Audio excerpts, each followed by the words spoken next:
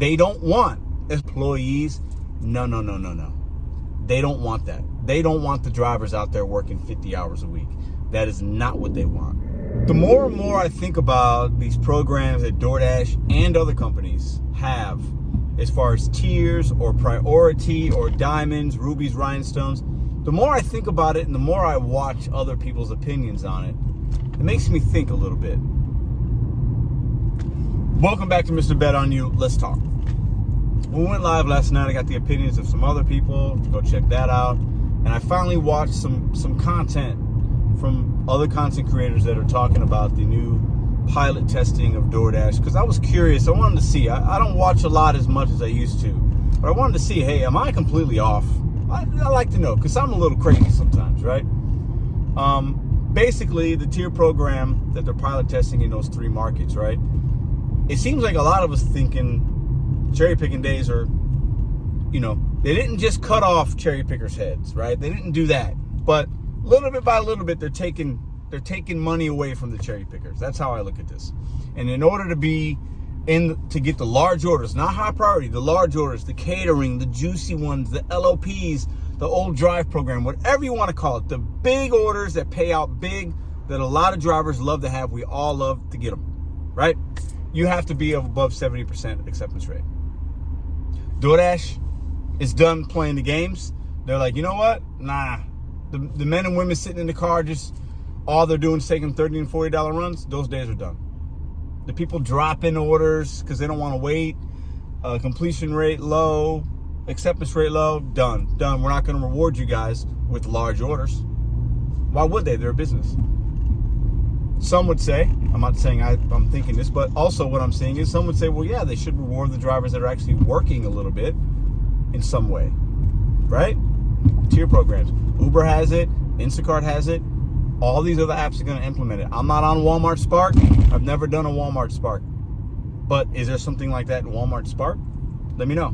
Grubhub had it. I learned that last night. It was called Premier Drivers, right? These apps that we're doing, delivered. I signed up for Curri. I'm going to be starting Curri. What I hear about from people that do Curri, hey, take a few in the beginning. Let the app know that you want to work. DoorDash is doing the same thing. They're just the big bad wolf, so we see them more.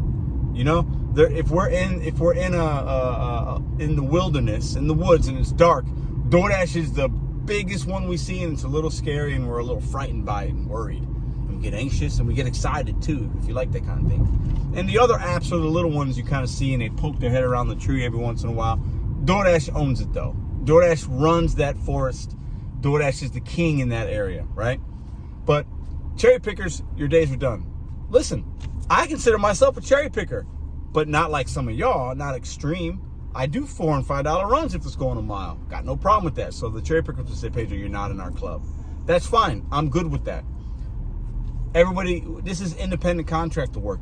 Do what makes you happy as long as you're making profits. We've been saying that. We're going to continue to say it. But a lot of these drivers, when I've been saying this isn't sustainable long term, adapt or die, sorry, but I'm right. This is the time that a lot of drivers are going to have to look in the mirror. It's good because it's going to get slow in some markets, right? Summertime, sit outside, get you an iced tea, get in the hammock, sit on the porch, whatever. Reflect on these apps, reflect on your life, reflect on your place in this gig work. Because the gig apps are going to always be here. But if nothing else that we've learned is that obviously they continue to change and adapt, and they make it harder on some gig workers, right? I think we can agree on that. They're not making it easier on some, maybe, but most of us, they make it a little harder. That finish line gets pushed back, right? Some would say this is the race to the bottom, right? And when people say that, or when I say it's not sustainable, a lot of people get in their feelings and their emotions. It's like, oh, I've been in gig work since 2001, Pedro. I was doing this and and I'm still doing it. That's fantastic. It's great. That's good. You're earning a living. You're providing for yourself or your family. But as an independent contractor, we have to know we have to adapt and change.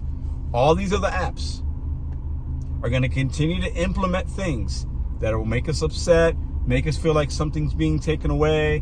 We're not independent, more like employees, however you want to think about it, right? But I want to remind us of one thing.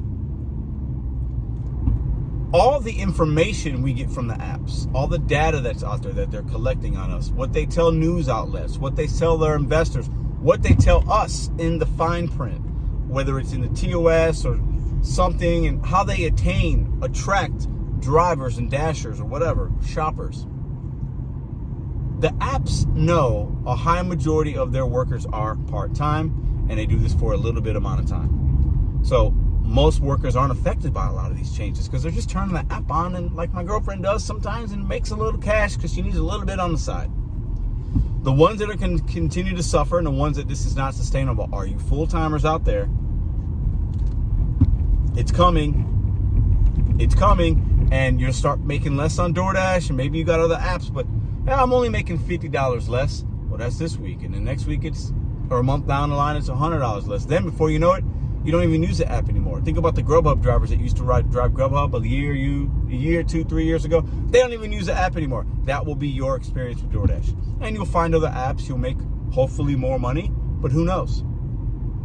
The best thing you can do is you can bet on yourself, set goals, and do it one day at a time, so you are not at a race at the bottom with the rest of the drivers.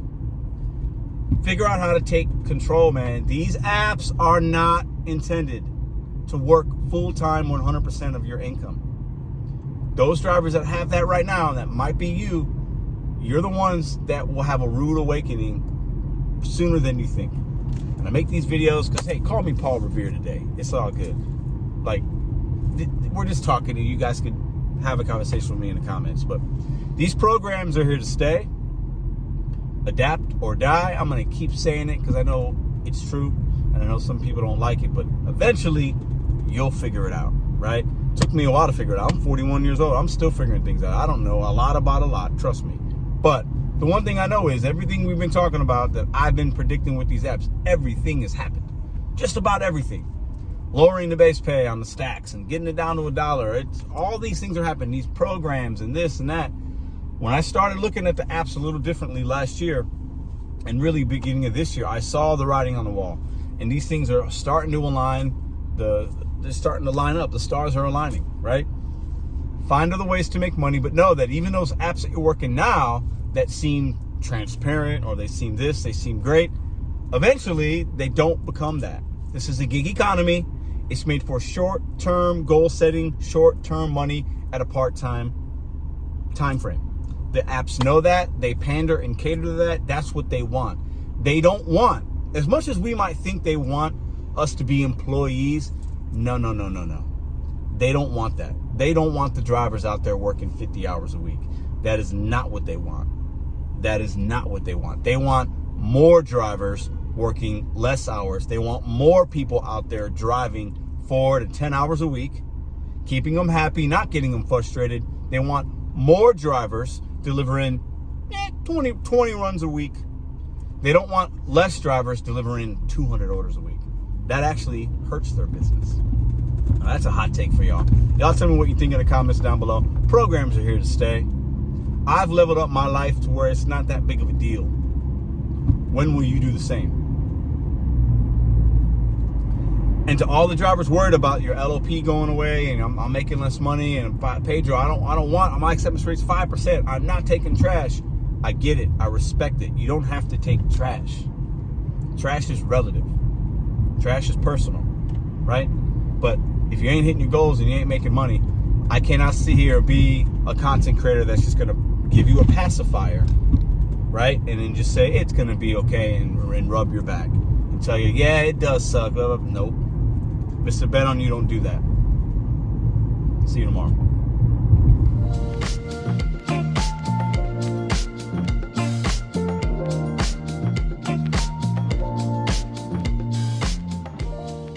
If you like this video or others, check out this one here. Consider hitting subscribe. Let me know what you think in the comments.